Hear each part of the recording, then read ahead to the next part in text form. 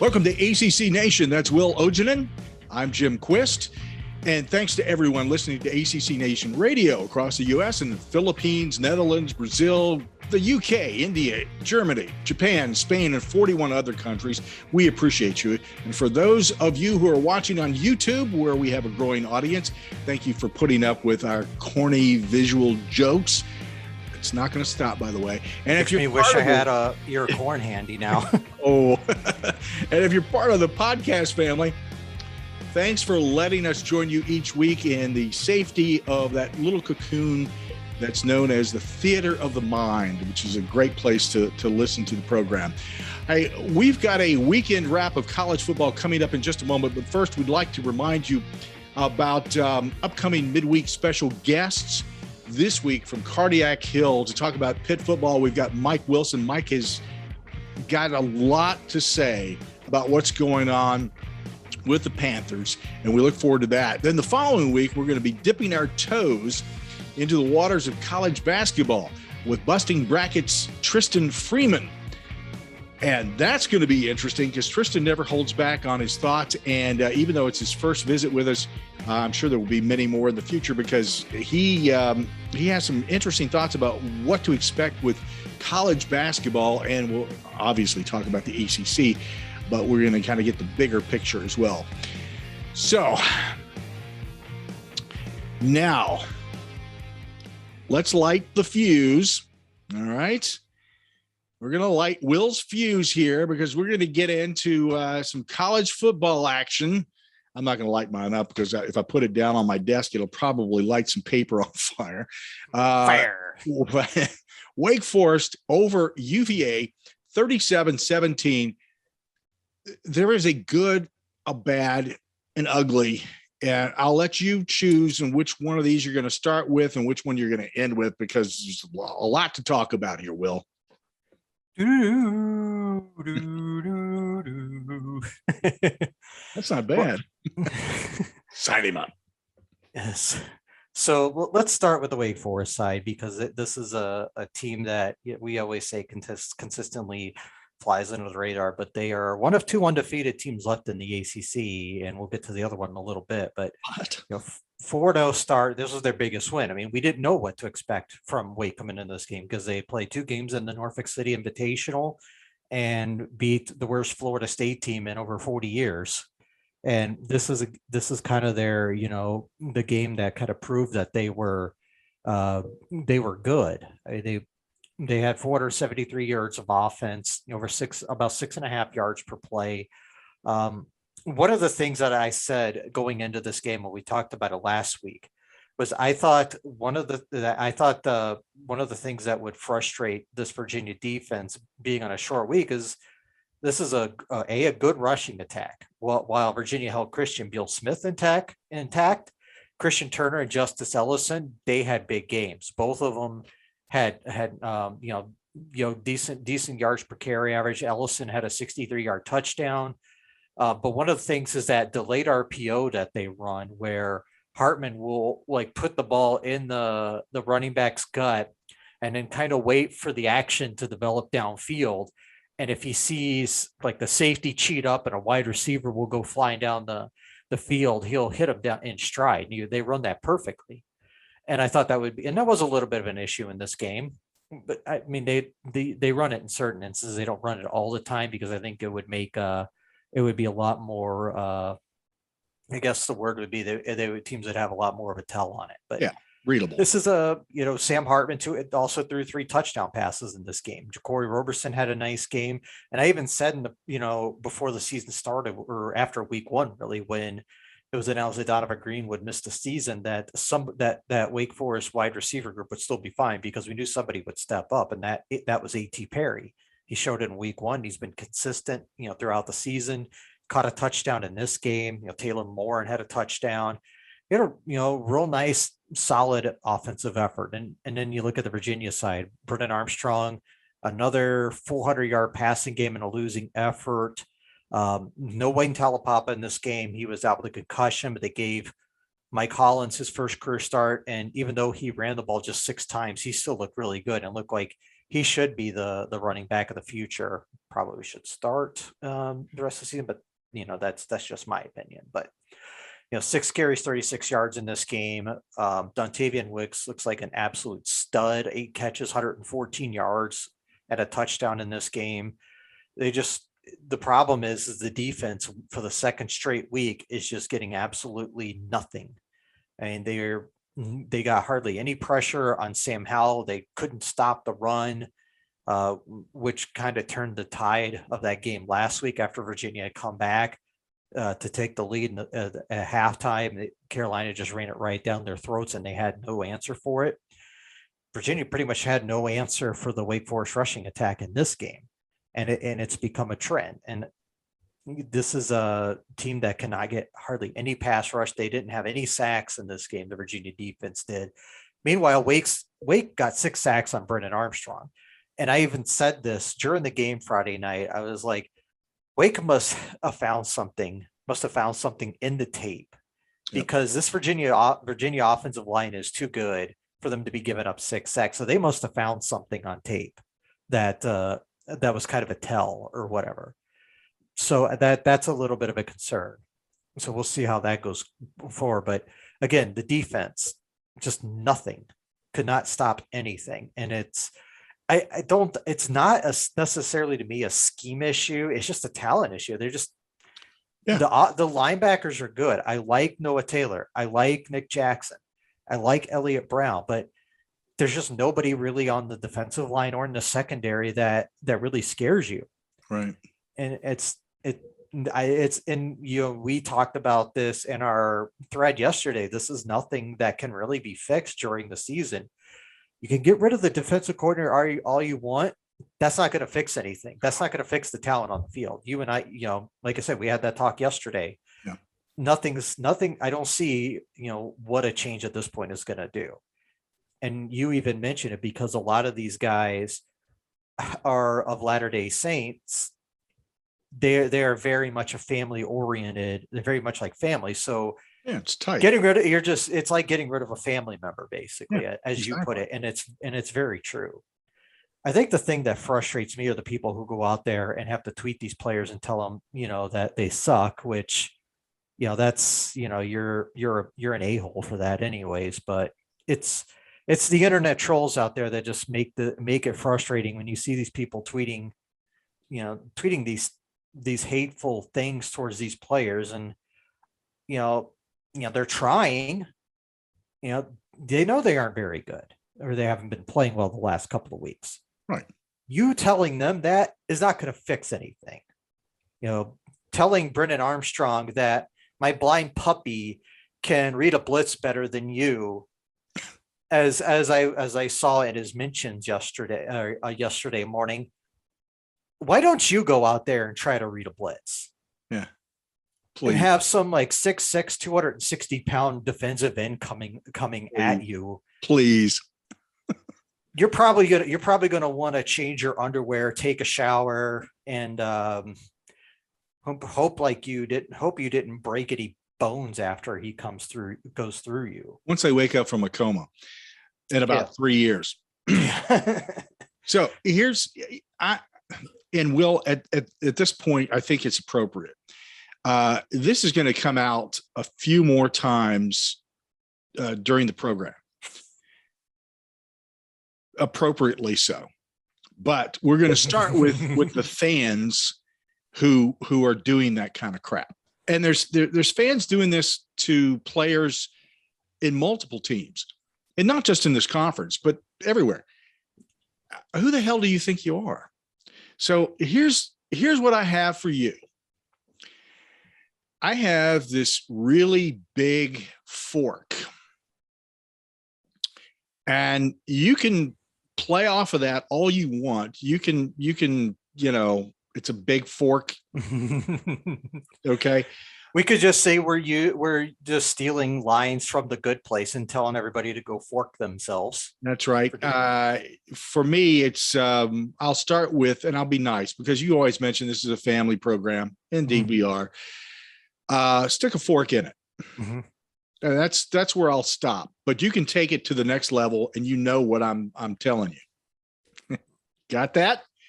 We'll bring that out a couple more times over the process of this program. Hey, one of the things that, you're talking about Sam Hartman and how the offense does what Robert Griffin III has mentioned in the the analysis actually of the game has talked about in the past, is that it's a mesh. And it is a very effective tool. It's something that throws off defenses. You don't know where the ball is going, basically, or who's got the ball for that matter, and it affords Wake Forest a lot of opportunities. I have been wanting to say this for a couple of weeks. I wasn't a fan of Robert Griffin or RG3 when he was with Washington. Mainly because I don't like the Skins too much, what used to be the Skins. It's Washington football team now. Then it was, and nothing to do with him as a player, but as an analyst, I love the guy. I think he is superb, and thank you for a breath of fresh air. Now, if somebody could just pair him up with somebody else who's doing play-by-play, and here's why. Dude's doing play-by-play, throws out all these words, and from The Princess Bride, I don't think that word means what you think it does. He uses a lot of big words. Excuse me, but it's college football.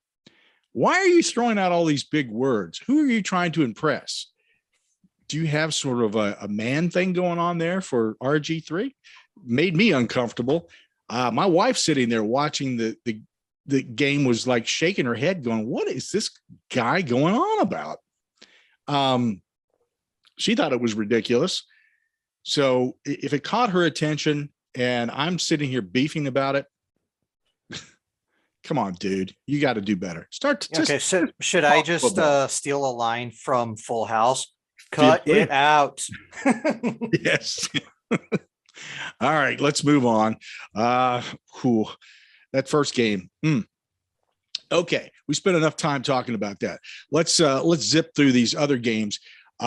Liberty was the overwhelming favorite going into this game against Syracuse, but Syracuse suddenly is starting to find itself. Syracuse 24, Liberty 21. How about that? Congratulations. Yes, very much. This was one of those games where I picked wrong, but I was happy to be wrong. Yeah, did I? Yeah. Like I thought, I picked Liberty in this game, thought they were gonna, win, not comfortably, but I thought they'd win. Right. But what it really came down to, and I've even said this before, you're watching Syracuse football, you're watching Sean Tucker, the running back, 31 carries, 168 yards in this game.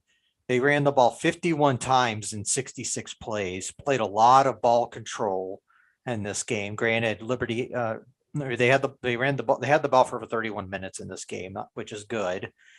Malik Willis can do things with the football in his hands. Obviously, he had 255 yards of their 369. It's not bad. I mean, it's a lot, but it's not like, it's there. It's not like he's accounting for the whole offense. But they have a good team.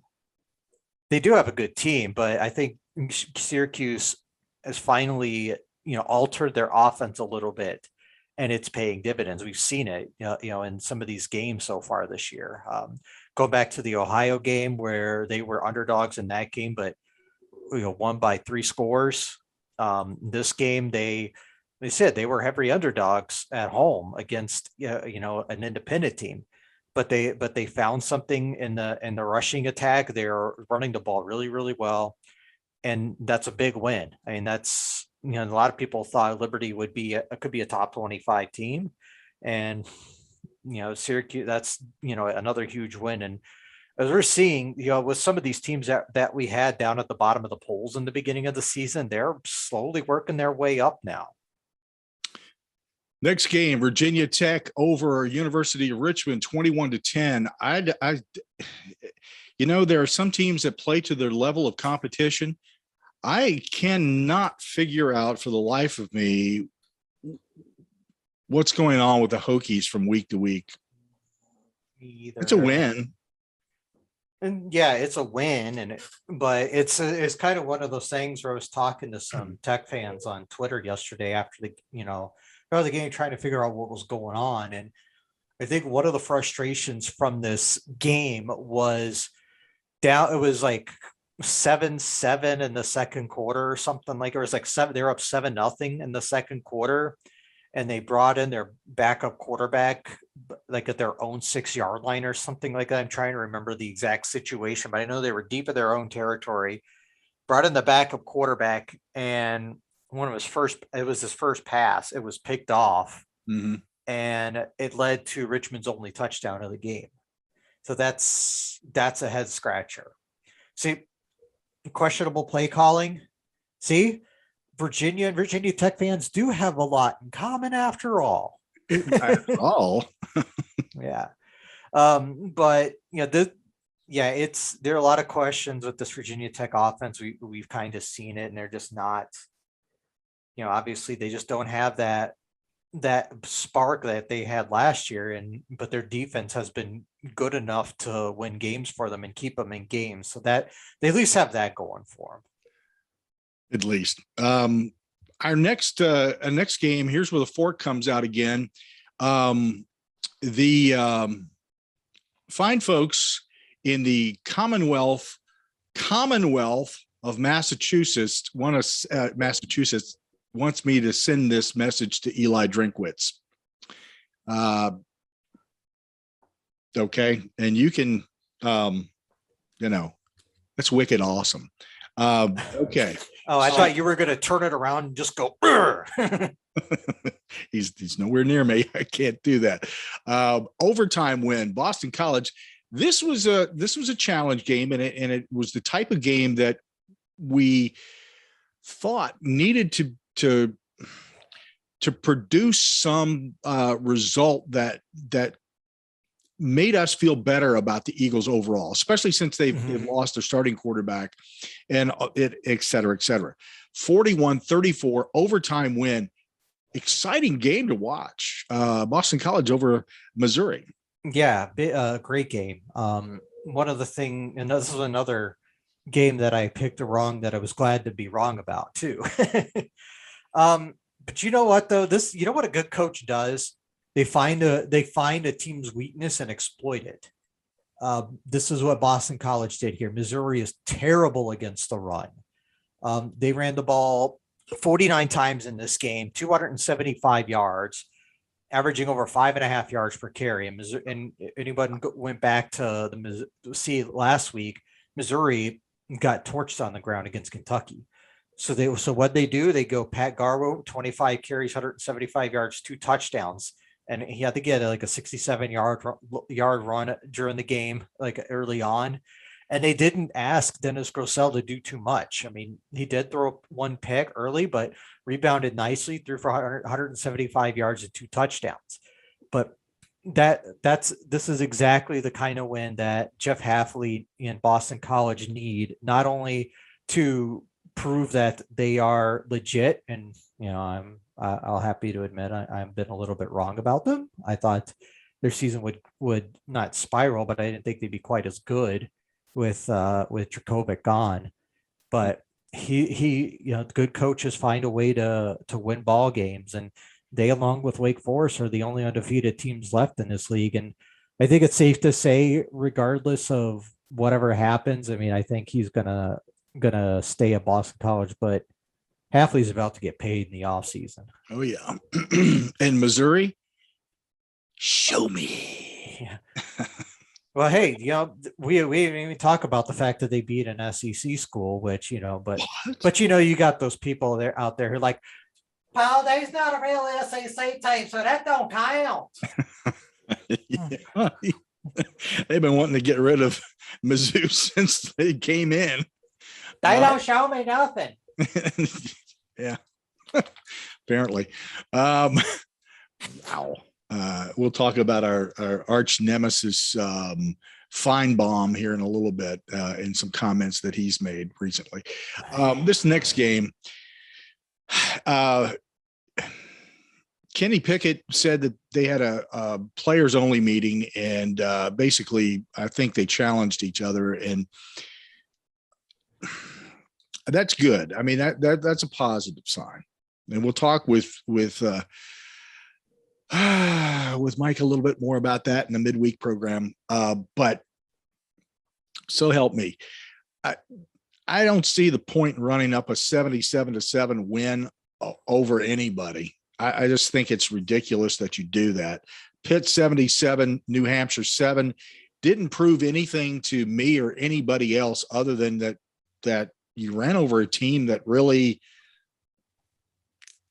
probably shouldn't even be on the field with you to begin with. It was it's a stat patter. It's a, let's put another win in and maybe get to a bowl game sort of win type of, I don't know. 77-7, man. I there's I don't know if there's much to say about this game other than this game was brought to you by the number 7. The count. 7. But the final score is 77-7, obviously. Pitt had 707 total yards of offense. They had 7 trips into the red zone. Jeez. But you said it, the stat pattern game. There was nothing really to take out of this, and they paid New Hampshire a bunch of money to get the teeth kicked in. Yeah. Okay. Let's just move on past this game because honestly, this next there's nothing to see here. Actually, this next game is the same way. Miami over Central Connecticut, 69-0. Nice. Whoopity doo da day. Why? Well, they wanted to face another team named the Blue Devils. Okay. And finally get a win? Yes. Guaranteed win against the Blue Devil team. But there is one thing to keep and to monitor here is that De'Aaron King didn't play.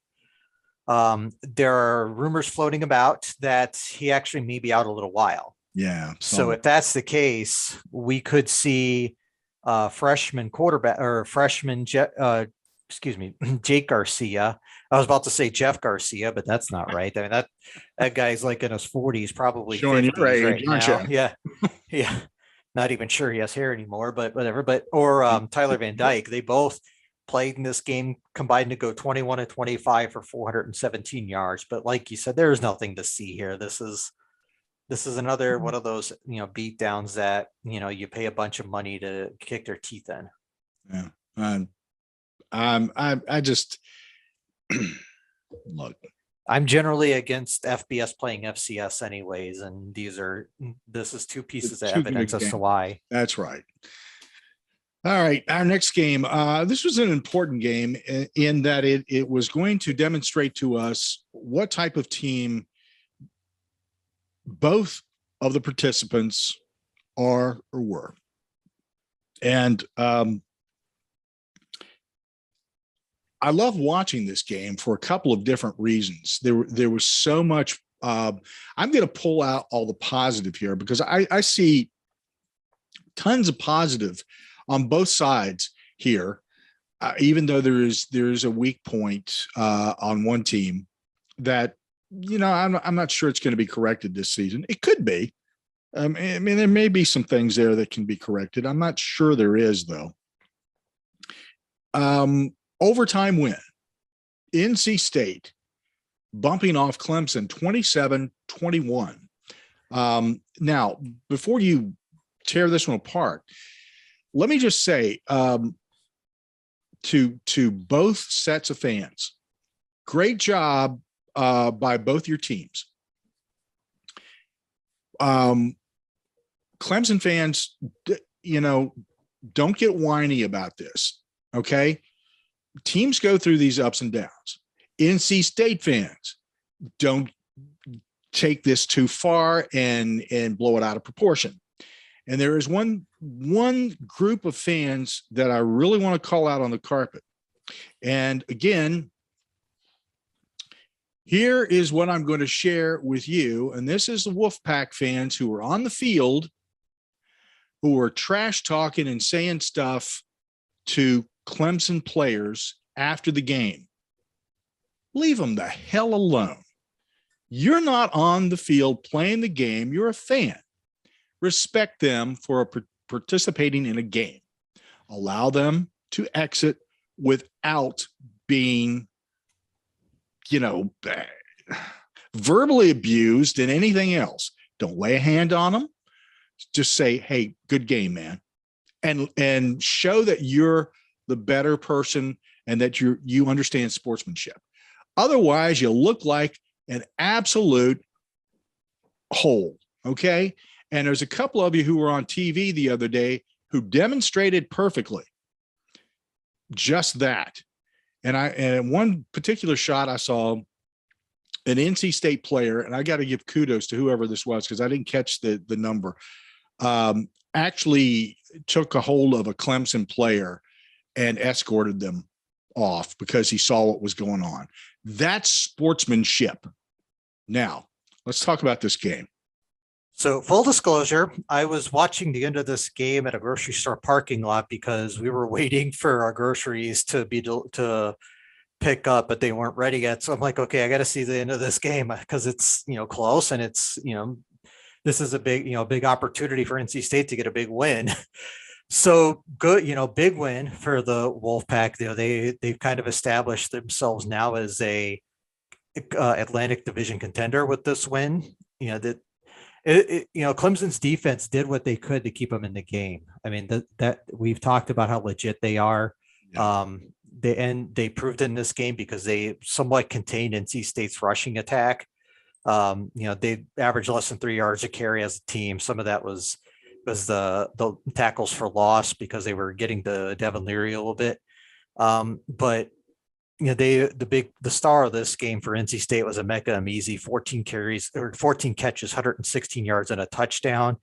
He was targeted 20 times. So you could tell Devin Leary was just looking for him every opportunity he could get. As a whole, NC State ran 96 plays in this game, the Clemson's 49. But Leary threw 4 touchdown passes. That's a huge game against this defense. But the offensive woes continue for Clemson. DJ Uiagalelei, 12 of 26 with a pick. Will Shipley, had a decent game, got hurt. There's fears that he may have torn his ACL. I have seen that floating around, but I don't believe it's been confirmed. So if it's terrible timing after Lynn J. Dixon's departure this week.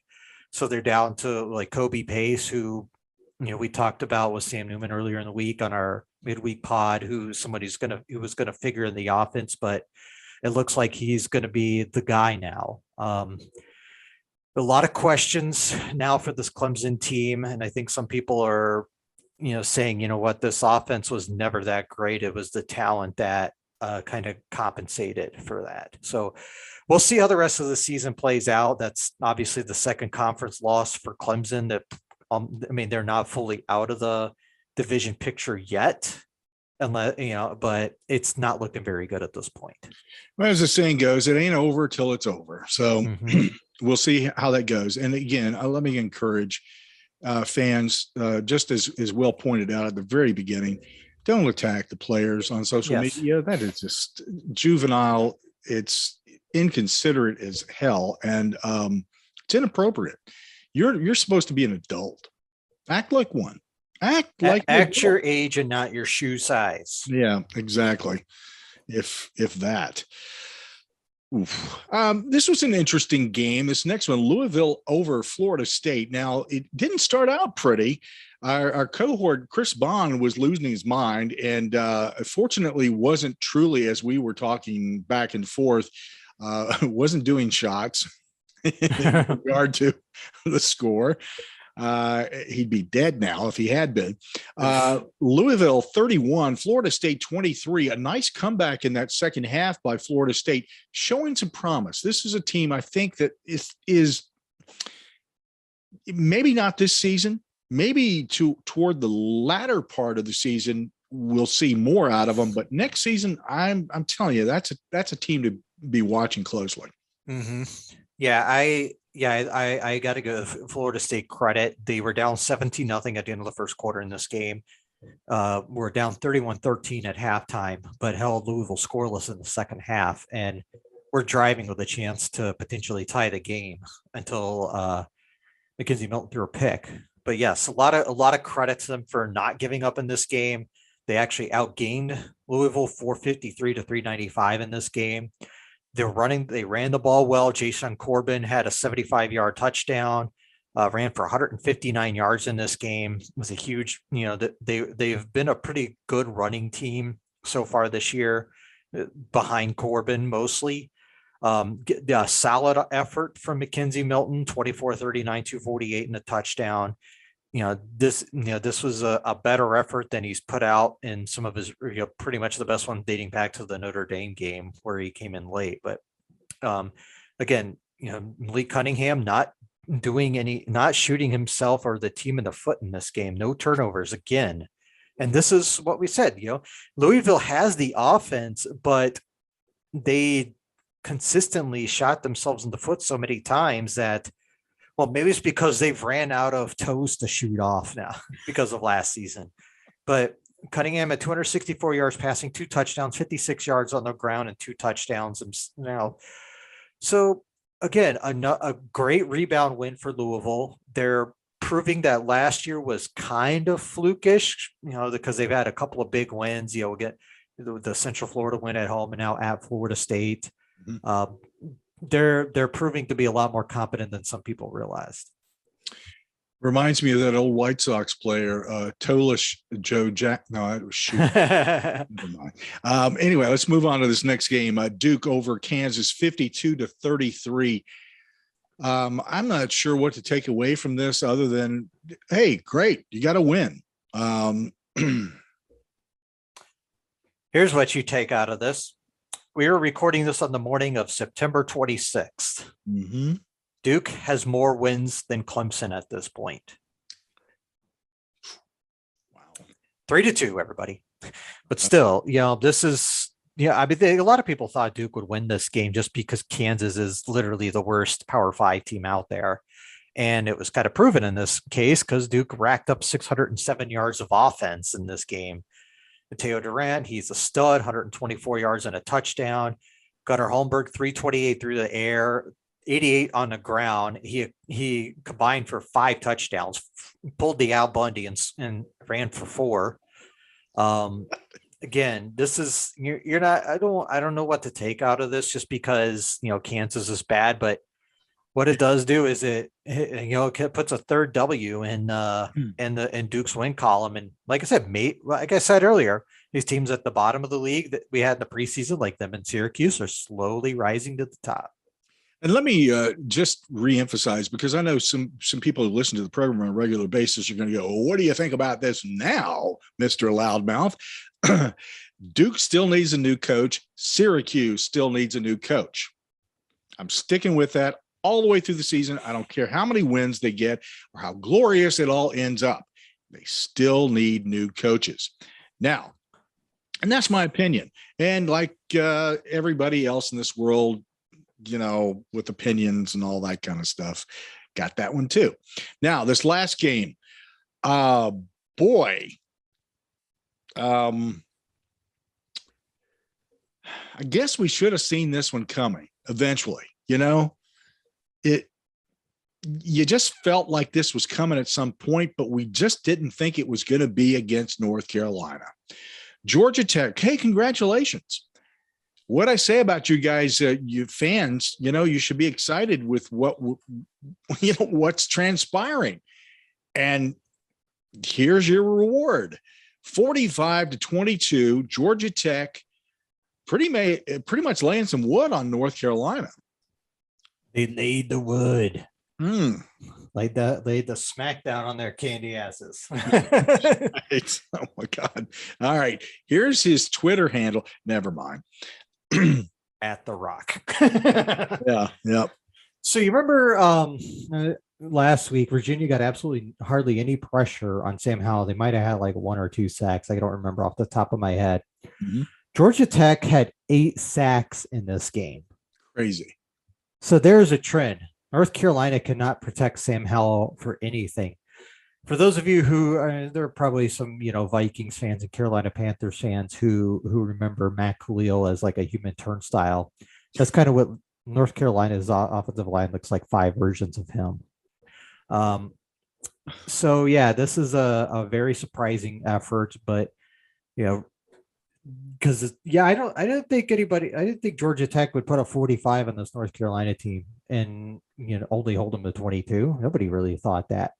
What I think the thing that that kind of turned it around for them in this game is when they brought in Jeff Sims early in the game and sparked him. He had 3 rushing touchdowns, 128 yards on the ground, threw for 112 and a score himself. But this is a game that kind of turns the Coastal Division wide open. I mean, we have Coastal Chaos and Atlantic Anarchy, as some of our fellow scribes put it, because both divisions are completely wide open right now, and there really is no quote unquote favorite at this point. Huge win for Georgia Tech after they started off the year sluggish, losing to Northern Illinois as a 3-score favorite, but this is the kind of win that kind of makes you think that Jeff Collins may have something brewing there. And last but not least, Notre Dame over Wisconsin.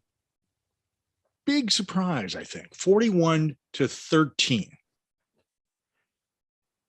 Another one of those games where I picked wrong, but glad to be wrong because I like when Wisconsin loses. I noticed that. Anything out of Wisconsin, really, but specifically one area. Mm-hmm.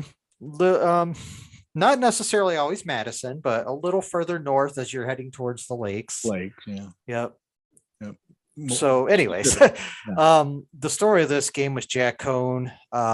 He was all right, but I think he got hurt, if I'm not mistaken, in this game. Yeah. And then they brought in Drew Pine, who looked really, really good. 6 of 8, 81 yards and a touchdown. And it was brought up on social media yesterday that they now have a pine cone controversy. Oh. All right. Not a great rushing effort in this game either. Kyron Williams, 18 carries, 33 yards, but 3 yards rushing as a team because of all the sacks and whatnot. Not a good rushing effort, but a pretty good offensive effort or a defensive effort, from Notre Dame, as they picked off Graham Mertz 4 times, including back-to-back pick sixes at the end of the game that turned it from 27-13 to the final score that we saw, 41-13. So again, Notre Dame 4-0. They have not looked like a 4-0 team, but good on them. They're winning games that they're supposed to. Just looking forward, I didn't pick Notre Dame, I don't think, in this game to win. I thought that based upon their performance so far that Notre Dame is vulnerable. I still think they are. Mm-hmm. And if there is a change in quarterback next week, I do not see the same performance in this coming game as I did against Wisconsin. So I think that, I said last week that I think that they were going to hit the wall at 70 against Wisconsin and Cincinnati. I still say it's going to happen against Cincinnati. I just don't think that Notre Dame is all that and a box of crackers. It's so strange how their schedule looks so daunting.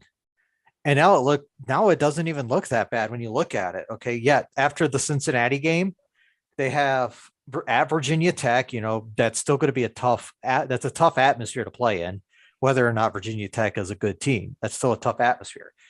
USC at home recently fired their coach, got torched yesterday by, I believe it was Oregon State. North Carolina at home. North Carolina is, they're a decent team, but they can't, like I said, can't protect the quarterback. Okay, Navy, they should win. Virginia, they'll probably win. In Georgia Tech and Stanford has looked better than a lot of people anticipated too. So, they're still probably going to win 8-9 games and get to a decent bowl. Want more ACC sports news and interviews? Make ACCNation.net your homepage or follow us on Google News. Be sure to subscribe to ACC Nation on your favorite podcast or streaming radio platform. While you're there, we'd appreciate a rating and your support through PayPal. Follow us on social media at ACC Nation. And you'll find Will on Twitter at WillsWorldMN, and I'm at ACC The Q. Until next time, cheers. Score.